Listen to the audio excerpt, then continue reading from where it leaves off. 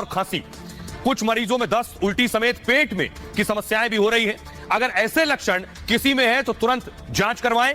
Virus से बचने के लिए आइसोलेशन बहुत इंपॉर्टेंट है। परिवार में इस तरह के जिन्हें लक्षण है उन्हें अलग कमरे में रखें। BF7 के साथ ही अब नया खतरा भी मंडरा रहा है। नया खतरा है, एक्सपर्ट्स ये मान रहे हैं BF7 भी म्यूटेट हो सकता है। यानी BF7 जो ये चीनी वायरस है, भारत आ गया है, ये भी बदल सकता है। और ये म्यूटेशन कैसा होगा ये अभी कोई नहीं बता सकता है। हो सकता है ये म्यूटेशन और ज्यादा खतरनाक हो, यानी बदलाव के बाद ये और ज्यादा खतरनाक हो जाए। लेकिन इससे बचेंगे कैसे, बचने के उपाय और तरीके क्या हैं, वो आपको बताता हूं। उसके बाद डॉक्टर से बात करेंगे। बचने के तरीके क्या है, बाहर जाएं तो मास्क का इस्तेमाल करें, 2 गज की दूरी का ख्याल रखें।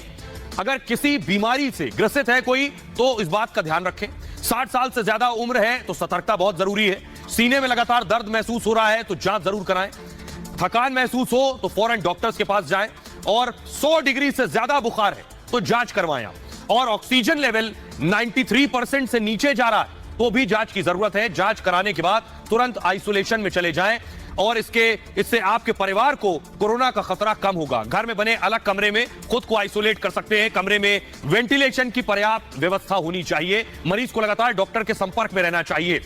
ऑक्सीजन लेवल, हार्ट रेट हर घंटे चेक करें। जिसको ये सिम्टम्स हैं, असहज महसूस होने पर डॉक्टर्स को फौरन बताएं। डॉक्टर की सलाह पर ही कोई दवा लेनी चाहिए आपको।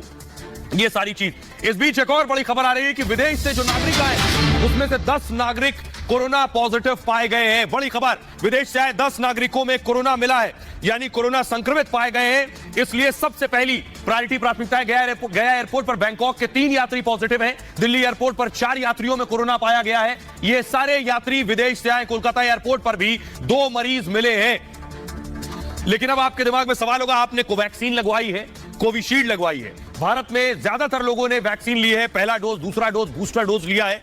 लेकिन एक सबसे परेशानी की बात क्या है, परेशानी की बात यह है कि विदेशों से हर रोज फ्लाइट्स आ रही हैं। सैकड़ों फ्लाइट्स आ रही है विदेशों से। चीन से भी आ रही है, अमेरिका से भी आ रही है, जापान से भी आ रही है। वो देश है जो सबसे ज्यादा संक्रमण से ग्रसित है। अब यहां से फ्लाइट आ रही है, पैसेंजर भी आ रहे हैं जो पॉजिटिव भी निकल रहे हैं। इसलिए सरकार ने तैयारी कर ली है। एक बड़ी ब्रेकिंग न्यूज आ रही है कि एक बहुत बड़ी कल मॉक ड्रिल होने वाली है। कोरोना पर अस्पतालों में मॉक ड्रिल होगी। स्वास्थ्य सुविधाओं की तैयारी को परखा जाएगा। कोरोना से लड़ाई में हर स्तर पर तैयारी हो रही है। स्वास्थ्य सुविधाओं की तैयारी की जांच की जाएगी। अब आपको बताते हैं सरकार ने क्या तैयारी कर रखी है, कैसे निपटा जाए। जो खतरा सामने दिखाई दे रहा है इससे निपटने का तरीका यह है कि स्वास्थ्य मंत्री मनसुख मंडाविया ने IMA के डॉक्टर्स के साथ मीटिंग की है और यह मीटिंग वीडियो कॉन्फ्रेंसिंग के जरिए की गई है। इस बैठक में कोरोना को लेकर चर्चा की गई। साथ ही साथ राज्यों के साथ भी स्वास्थ्य मंत्री लगातार संपर्क में है। मंडाविया ने नए साल और त्योहारों पर अलर्ट जारी किया। क्रिसमस निकल गया, नया साल आ रहा। Test, track, treat and vaccination पर ध्यान देने को कहा गया है और मास्क लगाना, हाथ धोने और सोशल डिस्टेंसिंग प्रोटोकॉल के निर्देश जारी किए गए।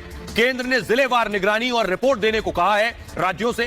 कल देश भर में कोरोना को लेकर एक बड़ी मॉक ड्रिल होनी है। ऑक्सीजन प्लांट, ऑक्सीजन सिलेंडर की स्थिति देखी जाएगी। इस दौरान ICU, वेंटिलेटर, ऑक्सीजन सपोर्ट, इन सबको परखा जाना है। केंद्र ने मानव संसाधन भी सुनिश्चित करने को कहा है। वेंटिलेटर को लेकर राज्यों को आगाह कर दिया गया है। अस्पतालों की वास्तविक स्थिति का आकलन होगा।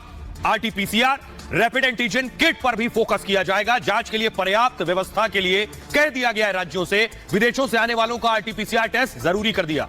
चीन, जापान समेत 5 देशों पर नियम लागू है। विदेश से आने वालों की 2% रैंडम जांच के निर्देश दिए गए हैं। कोरोना लक्षण होने पर क्वारंटीन करने के भी निर्देश हैं। केंद्र की तरफ से राज्य सरकारों को भी चिट्ठी लिख दी गई है।